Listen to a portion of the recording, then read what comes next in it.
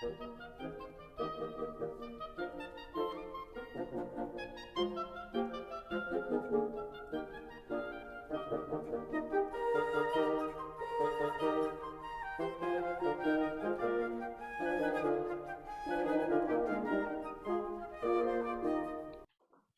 welcome to Meeting 10. My name is Bill Haber, Executive Director of Meru Foundation. Welcome once again. Today we're going to be talking about a transition from where we were last week, talking about the hand model, and where we're going to be going next time in terms of talking about the hand gestures. But before we do that, I want to introduce our panel, as always. First, we have Levanah Tenen, Michael Andron. Hi. And Daniel Gill. Hello. So before we talk about hand gestures and what that means, we need to talk about the alphabet itself, the Hebrew alphabet in this case. And we call it sacred. We call this one of the sacred alphabets. The other two, in terms of the Western tradition, being Arabic and Greek. And why they are called sacred alphabets. What is sacred? Well, usually tied into a religion or a spiritual path. Some alphabets would not be considered sacred under this definition. Is English a sacred alphabet? It's all about the letters and the meaning of the letters. And that's what really started this whole body of work, is Stan recognizing a pattern in the sequence of letters. He always says if he had been able to speak Hebrew or understand Hebrew, he would have seen the line of words that make up the first verse, and he wouldn't have recognized this as a pattern. And so we look at Greek and Arabic and also as sacred alphabets, perhaps the Greek alphabet making up the early Gospels, the Arabic alphabet making up the Quran. But is English a sacred alphabet? Well, maybe those who read the King James version of the Bible might think so, but I think they look at it more in terms of the words rather than the letters. I think there's a saying, in the beginning was the word. I think that's part of their liturgy. So we're looking at the letters, and Stan started his research on the letters and found that there was a lot of literature written about the Hebrew letters, mostly in Kabbalistic writings, that those of us who grew up in the Hebrew or the Jewish tradition were unaware of. We didn't know that this existed, and Stan didn't either. And so the more he did the research, he found that there was a lot involved in the actual letters. And then also the combination of letters that make up the alphabet and how they're arranged. And we're going to talk about that. Actually, I would like Michael and Daniel maybe to talk about the idea of a sacred alphabet, or the meaning of the Hebrew letters, or what they mean, or what, I don't want to say power, or what elements they have that make them useful as symbols. I mean, there's a midrash, I think, or an Agadata from the Talmud that says, midrashic element from the Talmud that says that God looked into the Torah and created the world. So I think it's a Zohar, actually, if I'm remembering. Something like Histakla Bara Alma, or something like that. Meaning the Torah itself, or is seen in the mystical literature, and specifically the Zohar, as kind of the building blocks of creation. And you know, it's in a kind of hyper physically technical world.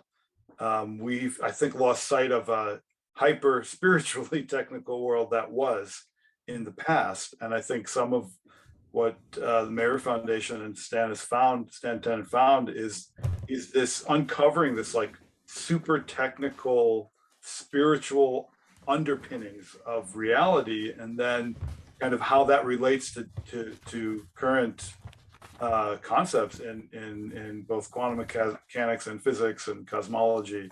And it's, what's amazing is, like, you know, if I said to a Chassid of Rabbi Nachman, oh yeah, Rabbi Nachman kind of references the theory of relativity in one of his stories and in one of his teachings, they would say, oh, that's interesting. Like, okay, yeah.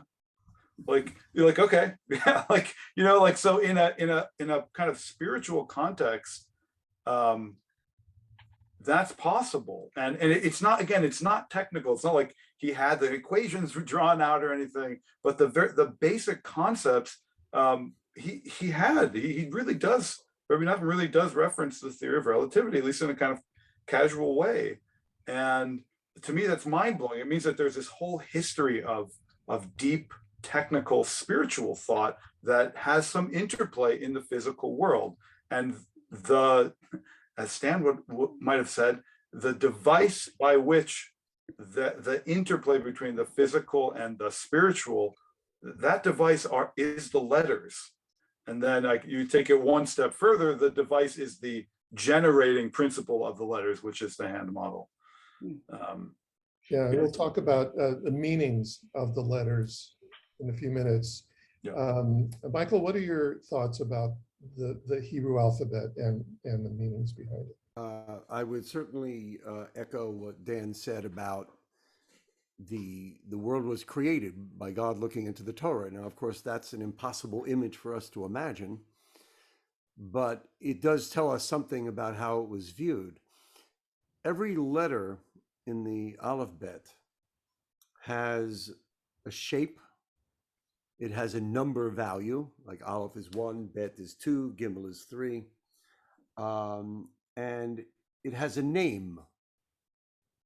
And to a certain extent, I think of these three, the numbers were the least of interest, because you can play with gematrias, which is the Jewish word or Aramaic word for numerology. You can play with that with all the variations and come up with all kinds of answers. But I think the key is that they were looking at a different level. They saw a 4 or 5 world model and said, okay, we have the shape. So for example, Bet and Bayit are something that is repeated endlessly throughout the book, because that was where it started, was with that letter Bet. But Bet is also 2, which is the singularity going to the multiplicity. Once you go from 1 to 2, you go to many. And so once you've opened that up, you have other things. But then the meaning of the letters becomes even the root words. Just to give you an example of the gematrias, the word Shem, we say Hashem, the name, okay? So we say, well, Shin, the dominant sound of the word Aish is fire. Aish is the sound of Shin. Mem is the sound of Mayim, or water. So fire and water, not fire that is doused by pouring water on it, but a primordial fire. Heaven, sun, yang, and yin. So you have dominant in those letters that meaning. Then you say, okay, now Shem has the same number value as the word Sefer, which is a book, which is also a sphere, and one of the sphirot, and sapir, like a sapphire, something that is a glowing light. So when you begin to play with words that way, and you shift from its form to its meaning, and by the way, think of the final mem looks like a bucket, and shin looks like fire coming up. It's got flames. So the shape, the name, the number all kind of blend together. what it says is that there's meaning upon meaning upon meaning. It might not be literal, the simple shot, the immediate thing you're looking at, but it is hinted at. And it can be homiletically and mentally derived. So that's another level. So you have the pshat, the remez, the drash, the sod is the mystical. Those letters spell out the word pardes, which is similar to our English word paradise, the orchard. Those are So known as the 4 levels of Torah. the 4 levels of Torah, exactly. So there are certain rabbis who don't want to deal with anything but pshat. For the most part, Rashi's commentary, which is the most well-known, deals with pshat. He'll give you a midrash here and there. Midrash is already on the analytic side, on the mental side, but all of those stories derive because the people who were looking at this were looking at the big picture. And had they had some of the sacred geometry background that Stan brought to this work, no doubt that would have been inclusive in it and sometimes intuitively became part of it, because all of this knowledge was out there. And it's like the internet. Everything's on the internet. You just have to know where to find it. Know where to find it, exactly. Now, Stan also added another element by applying a base 3 numerical system to each of the Right. letters. And that opened up a whole range of capabilities with the letters. Yes, Levanah. Yeah, couple of things. I can go into the 3 layers of the alphabet somewhat. First, I want to interject a point that may connect this talk with the immediately previous one, where we were talking about the centrality of our own consciousness as being what perceives the placement of the letters and the letter meanings and the gestures, and referencing the quote that Daniel brought in of Hashem looked into the Torah and created the world. It's actually not that hard to imagine. If you imagine Hashem looking into the Torah just, as if one were gesturing all of the letters and the feelings which that generates, it's not that hard to imagine that an infinity of infinitude would then project whatever it wanted through that template, which is what Stanley always used to call it. He called the Torah the template of creation. And you'll hear that mostly in his earlier videos. But at any rate, that certainly is the image that I use personally when I hear that metaphor saying, quote, whatever it was from, I guess it was the Zohar. I can find that out for you, but then you can find it out too. It might be in a couple places too. I Yeah. thought it was, but it might not be. It might be in the Midrash. Yeah, I've got it. I've got it referenced in several places. I would just have to look it up. Sure. Anyway, okay, the whole deal about the letters. If you consider the letters, the Hebrew letters, there are if you take a Hebrew class for modern Hebrew, they'll say, oh, there's 22 letters, of which 5 of them have final forms. And they kind of neglect any potential differences between, okay, final forms is when a particular letter happens to occur at the end of a word. And nobody really knows why these 5 letters and not others.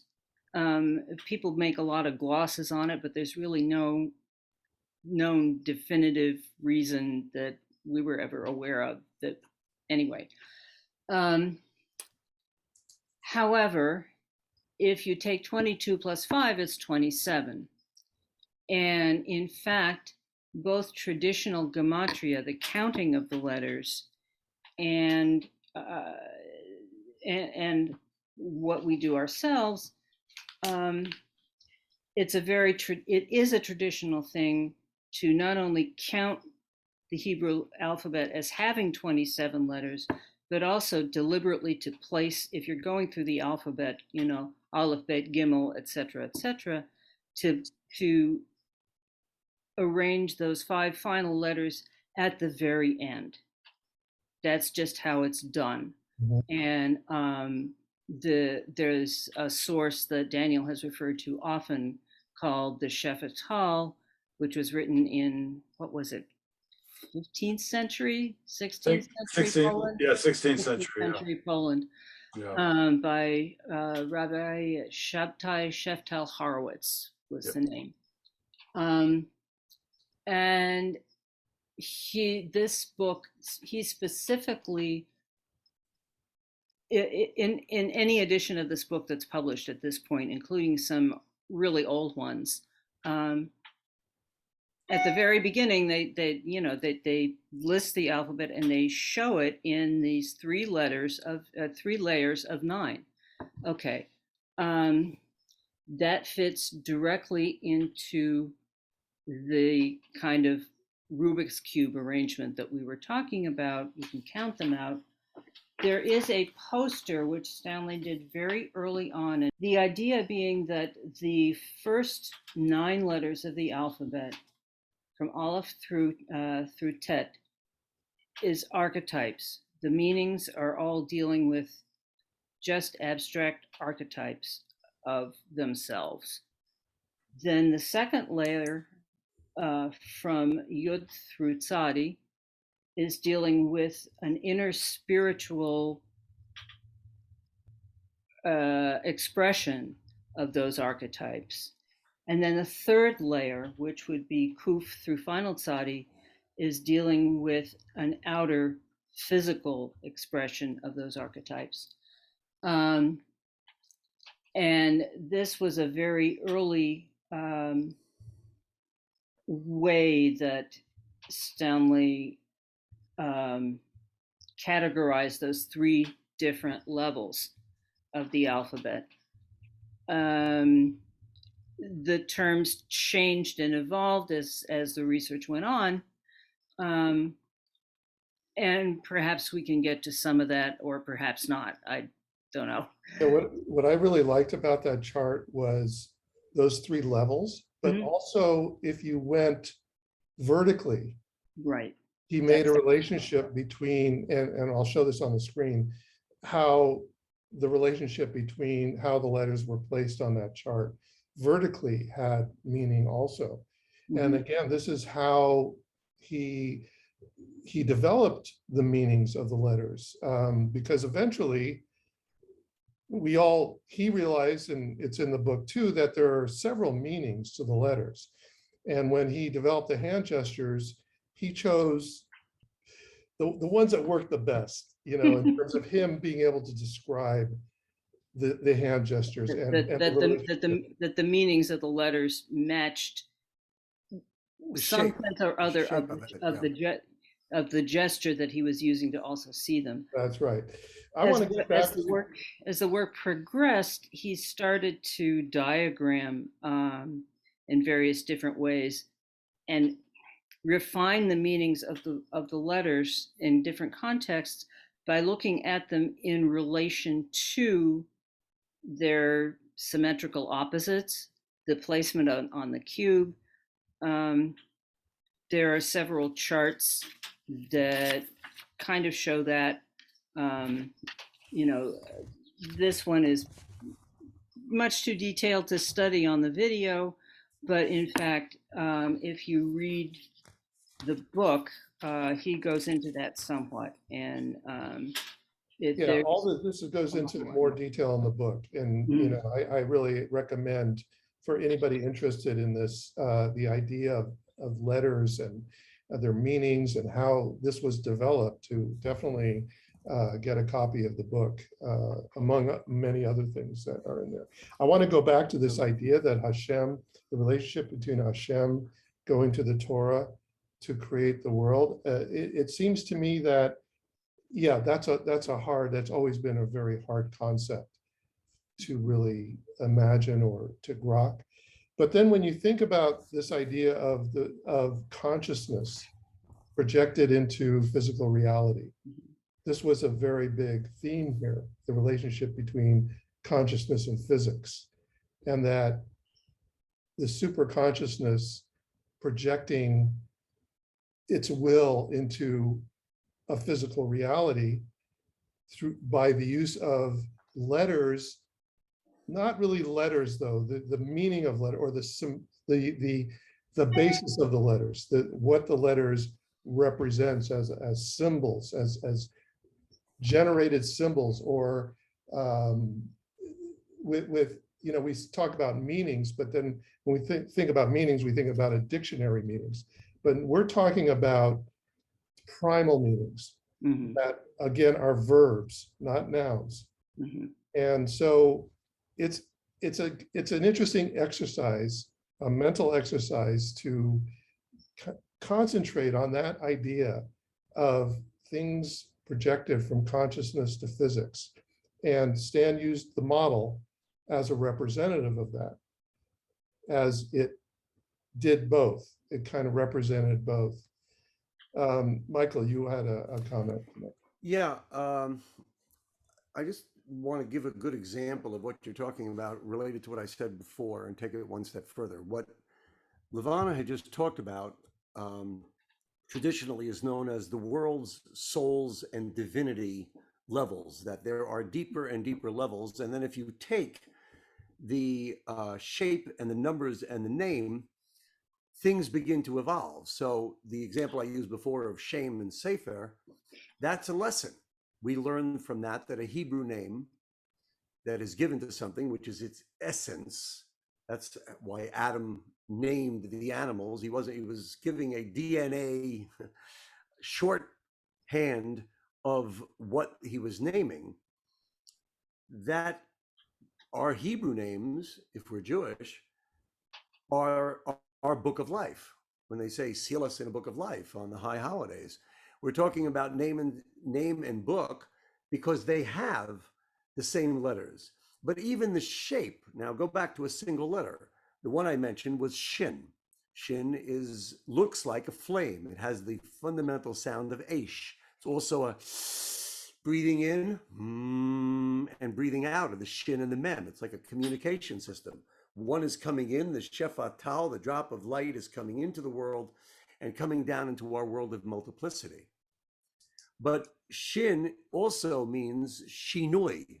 That's one of its deepest meanings, which is change. Hence the word shana, year. When we say a new year, it's a cycle, it's change. A flame is always changing. There's never a time where we flash freeze a flame. A flame is obvious from looking at it. As soon as it's moving, we know it's a flame. Otherwise, it could have been a piece of art. But no, it's moving. So they looked at the lesson they wanted to teach and then chose from the world, the soul, the divinity, from the number, the name, and the shape. And you had a never-ending, infinite probability of being able to come up with that idea when you start doing it. And of course, the picture of it is the Rubik's Cube, which has, I don't know, some ridiculous number of possible outcomes when you're doing it. That meaning comes from very simple shapes and very simple names and very simple forms. And they just keep multiplying upon each other.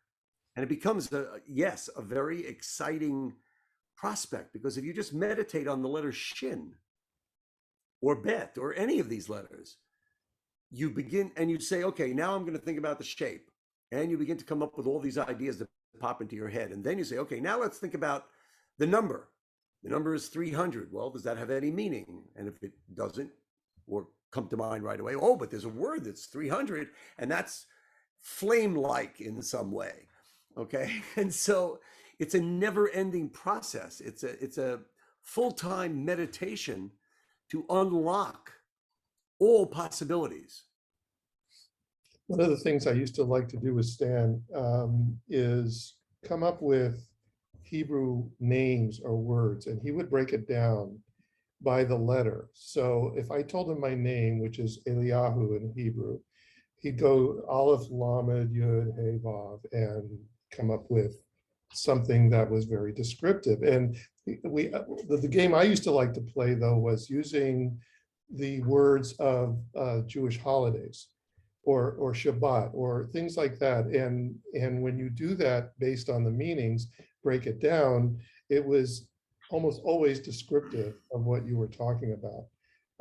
And so, and again, the meanings, had variations, but it was pretty amazing how these words fit the letter meanings.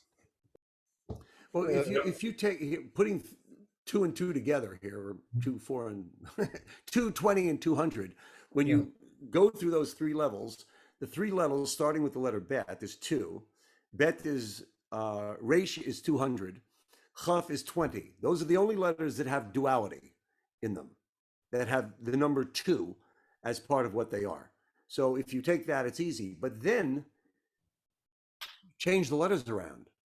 The same letters become kruv, which is a cherub, which is where the voice of God spoke to the high priest. Change it around again, and you have the Nahar Kvar, the river Kvar, which is the river on which Ezekiel gave that prophecy in the first chapter, and is supposedly the waters that came from Eden. When God closed off the Garden of Eden, he gave us an access tube. He gave us a communication system to be able to connect to it. All of those words are the same 3 letters. As you start to go through the numbers and the permutations, it becomes an incredible study of great concentration, but it's got to take you somewhere. It's got to connect you ultimately to that 2-way network that allows us to go to a state of transcendence and then bring back that state of transcendence into the world to make it a better world, to help heal the world. Right. There's an interesting thing I found when there's one of the popular modes or up and coming modes of education is project-based learning. It turns out that we don't just, as human beings, we don't just learn by ingesting knowledge. We actually learn best by expressing through movement, and through doing. So meaning that, like, embedded in the physical world is data that you can only access by doing. And it seems to me that this is, you look at Finland as kind of the leader in project-based learning, and their scores and tests is higher than, or consistently is higher or higher than anyone in Europe. Project-based learning is, in a way, at the core of Judaism, because we say na'aseh v'nishma, we will do and we'll understand. Right. So the beauty of what Stan uncovered here is this fundamental truth about Judaism. So you take, for example, the word shalom, right? Peace. It's a very, it shouldn't be, but it's a very controversial word in our very troubled world. Peace should be something like we all celebrate, but it's complicated. So I did the gestures for peace once, and I'm not sure if I got it exactly right, but I have the shin, and then the lamed, and then the vav, and then the final mem, right? So what's amazing about that is shin is like, as Stan used to say, shin is like shine. It's a protrusion. It's like a teeth, like a tooth. Expression. So an expression. So imagine I meet this person for the first time. They're a baby, right? And they come from a culture that I just don't really like, whatever that culture is. But I can't not like the baby because I still recognize the shine. I still recognize this beauty, this expression that's coming off of them, right? And it's mind-blowing. You just meet a baby, it's like you can't not love. So it's like shine. It's like this gesture, when I do it, I'm blown away. The shine, I'm blown away, right? But then it comes even deeper, and wait a second, I want to learn from that, right? And then I want to try to incorporate it. I want to connect deeply, but then I realize it's not up to me. I let it go. Right. And so the word shalom the gestures mimic an internal process that could actually be like, recognizing the shine of the other, learning from it, trying to incorporate it, and then giving up and opening up for something other than yourself or the other person. So it's anyway, so yeah, that I just We want to get into that's I love that. beautiful, Daniel. We want to get into the gestures. We'll do it on our next program where we're going to get more into that. But going back to Stan's statement on the video we showed last week in terms of being able to project the letters as shadows through this model. And I stopped the tape, but let's see what he says next. But don't be overly impressed. If I had taken a coat hanger and bent it up with a couple of squiggles and played around with my shadows, I'd have found all the letters in just about any alphabet. It is not hard to find shadows of a squiggly form that look like letters. It's hard to find a explicit, meaningful form that does that. And so it's the fact that that's a meaningful form that counts, not just that you can make shadowgrams that make letters. We've also discovered, even more startlingly, that this is not just a flame representing the flame of consciousness, but it's also a model hand representing our self-awareness. It's our hand that designates us as special in the animal world. It's our opposable thumb that is associated with our ability to make and use language and to make and use tools. It is from the word for hand in Latin, manus, that we are called humans. And further, it's from the region of our mind that controls our hand that we derive the regions that control our speech. And there is another point that needs to be added. Not only in Hebrew tradition is it taught that the letters are made of fire or flame, but they are also said to come from Yod. And that is taken to mean the smallest letter of the Hebrew alphabet, the letter Yod, which is the component that makes up all the letter shapes. But Yod also means hand, this hand. And when you look at this form from various different positions, you see all of the letters of the Hebrew alphabet. So I remember getting a phone call from Stan, who was very excited. And he said, I've realized what this model is. It's a hand. What? It didn't make sense to me. It didn't, but he was very excited about it. I'm not sure how far he had gotten into this idea. He tells the story of when you guys had Rabbi over and he insisted that Stan put on tefillin, the phylacteries that Orthodox Jews wear. And Stan wouldn't do it. He said, okay, make me a video. And he did everything, you guys did everything else. He got, he went kosher, but he just couldn't see doing that. It just wasn't in him. And then at some point he said, okay, I'm going to try it. He wrapped it around and put it on his hand. And he looked at his hand and there was the model or the letters. So he was very excited about this concept and then went on to develop the idea. It took, I was all excited about the shadows. I said, whoa, that's the most exciting thing about this. And it kind of, to me, took a little bit out of it by saying now it's a model hand. But it was developed and then it definitely had credibility. So it was, the importance was the meanings of the letters and associating those with the hand gestures. Now, last week after our program, we got into a discussion that I taped, but we didn't broadcast. And Michael, you asked a question about I'm not sure how you worded it, about the letters being projected from only one model. Could it be from multiple derivations? And Levanah, you talked about Stan spending time with the circle drawing? Oh, I think this was a question about, how did he come up with the thought that all of the letters were that there could be a single physical model which in some form or other would be able to display all of the letters, or from which the letters came. Kind of like the question you had, Michael. Do you remember? I remember asking it because, as I explained in the previous tape, I had a different model that Right. came to me, and I was drawn into a meditation where it began to evolve and form the various letters. So I'm very curious how that particular model, actually, you just explained a good answer to the question a moment ago, or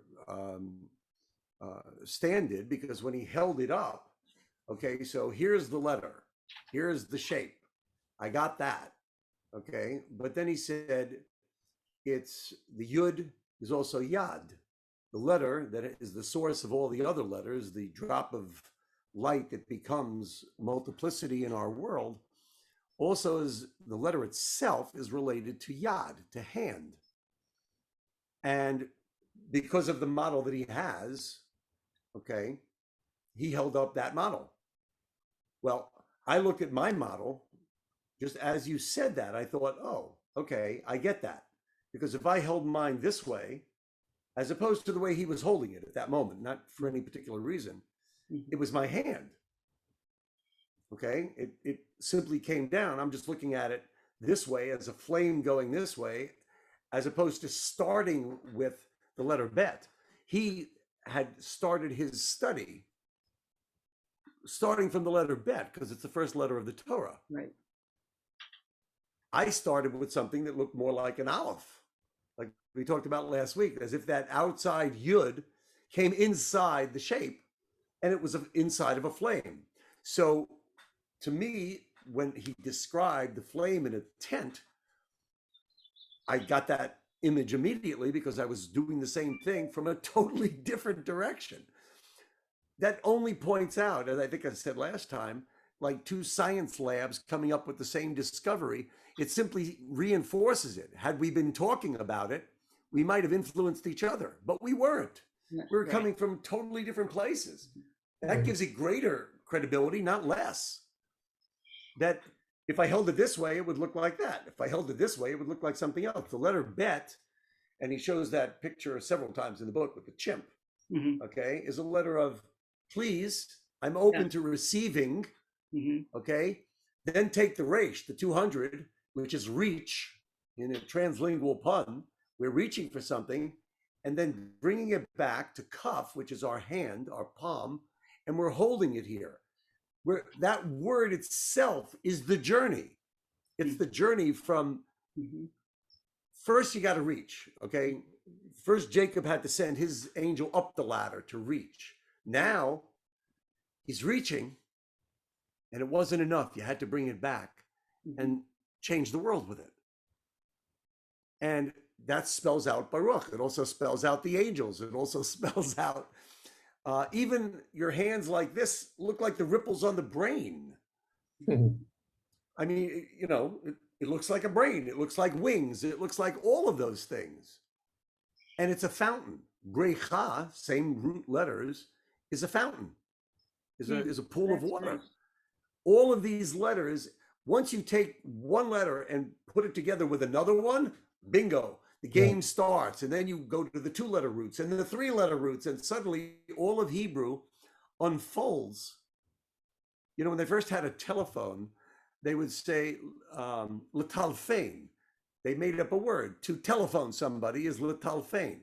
Gradually, of course, Israel has its own place where they make up new words. So now the hit kasher is to connect. But the original idea was let's make it all come from these few sounds, letters, shapes. And it continues today as they make up new words. You know, now computers, it's incredible. Levanah, just a couple of things. a side point, I smiled when you said that it was a fountain. Um, Side point, for people who are familiar with the literature, there actually is a very early proto-Kabbalistic work called The Fountain of Wisdom, Mayan Chachakma, which we spent a good deal of time studying with a very orthodox rabbinic scholar who basically came to the conclusion that what Stanley was seeing in that text, and how he would explain it in our terminology, was exactly what this very early proto-Kabbalistic work, the person who wrote it, had been seeing and talking about. We're no longer in touch with this person, but nonetheless, you know, his evaluation stands. Another thing that, just as a point of explanation, with regards to many of the things that Stanley came up with, sourced, discovered, however you want to put it, to bear in mind that just as a person, he had an unusual ability to be able to visualize things in 3 dimensions and a little bit higher. Mm-hmm. And so part of why he was able to see, feel, whatever, the potential for the letters to be able to all be expressed, seen as views of a single shape, was because he was looking at the letters themselves and going, huh, you know, I'll bet this can be done, because he has the ability to be able to take 2-dimensional renditions of things and say, well, what would this be if it were a 3-dimensional thing? That's just, you know, how his brain was wired. And there are other people in the world whose brain is wired similarly. You know, it gets into math there, so I won't go there. There's a beautiful irony to this, though. The irony is what you started out with. If he had known Hebrew better, he probably never would have seen this stuff, because he would have read the words and not the individual letters. Yeah. Exactly. Because he didn't know is actually what he calls in later chapters in the book. There's a humility. Mm-hmm. There's an egolessness. Yeah. Because if he knew too much, he might not have gotten from point A to point B, or Aleph to Bet. He might have missed that. There's also the geometry of the words, not the letters, and then he would have missed that step. Mm-hmm. Yeah, there's also an important thing, which is that he didn't know the history of rabbinic scholarship. Mm-hmm. And that's, you know, so there's like this, you know, it's beautiful and it's great, but it's a bias. You know, it's a very, it's got this depth and this bias that can't see past itself, for better or worse. And because of who he was and when he was born and his particular incarnation, he was able to just see it with these new eyes, which is such a great gift to the Jewish beginners. people. That's beginner's mind. That's beginner's mind. What the Zen calls beginner's mind. He came you can call it. Sure, you call it wonderful innocence. Yeah, that 100%. I want to mention with Mayana Chachma. So I don't know if you remember, but it's a very hard manuscript to get a hold of. Mm-hmm. And so a friend of mine in Jerusalem, a poet named Marty Newman, actually used to deal in old books, and he actually got copies of it. And so I delivered it to everyone. And so I was there when we sat down, and it's a more fantastic memory of mine. So we're sitting there with this ancient text, and this rabbi, very learned traditional rabbi, says, and he kind of starts, and then Stan says, oh, you know, he's probably talking about this. He's probably going to say the following. And then that was the next sentence. Mm-hmm. And the and he kept doing this page, just keep going. And the rabbi was like white as a sheet. He was freaked out, because that book is ununderstandable. It's just, and so he and I reckon I was just like a fly on the wall, like, wow, this is the best show, like amazing, you know. And it's like unbelievable. Like I'm watching like the meaning of something which is so obscure that it's almost meaningless. Like like no one knows what, and Stan knew exactly what he was talking about, and it was an absolutely astounding event. Yeah. What is the I was text? a fly on the wall, and I wasn't surprised at all. What's the Yeah. text? Okay, I think we've spent a lot of time on this today. It's been extremely interested. And it also gives us a good segue to getting into the hand gestures, which we'll be doing on our next episode. Thank you again for watching, and thank you guys for doing this. And we'll see you next time. Bye-bye.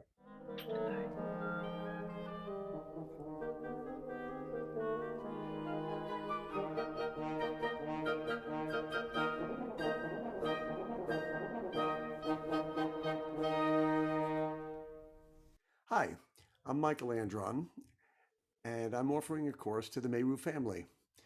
And Bill Haber asked me to describe the course, so here goes. Stan Tenen and I traveled similar paths for 4.5 decades, like two DNA strands. We never met, but we encountered some of the same people, made similar discoveries, but from two different directions. Like two laboratories working on a problem on different sides of the planet and never knowing that the other one was there. Sadly, I only met Stan a few months before his passing, but spent precious hours with him and with Levanah on Zoom. Stan discovered the hand model. It generated the alphabet, which in turn generated gestures of communication between us and a transcendent higher power. He wrote about the golden rule, that which is hateful to you, don't do unto others, a selfless state necessary in meditation, prayer, and healing. He mused about a healing minion. As each individual chilled out their own ego, they were able to resonate with others in a minion, a quorum for prayer and healing. I began such an experiment back in the 1980s. You see, for decades on the other side of the planet, I spent years in training in inner martial arts, Qigong, yoga, Chinese medicine, and Kabbalistic studies, with a focus on how all of that applied to a deeper Jewish mystical paradigm and practice. I was developing a practical skills program to accompany Stan's work without even knowing it. It's a course in Kavanah, or Kavanah, the Hebrew word for focused spiritual imagination. It doesn't matter what brand your Judaism is, or for that matter, whether you're Jewish at all. It's quite universal. I've had many non-Jewish students over the years join in this study. Go to my website, www.kodesh.org. Check out my background, check out the course that I'm beginning in July, and I promise it will give you lots to think about and practice, and a different approach to Stan's works. It's both theoretical and practical. Consider joining me.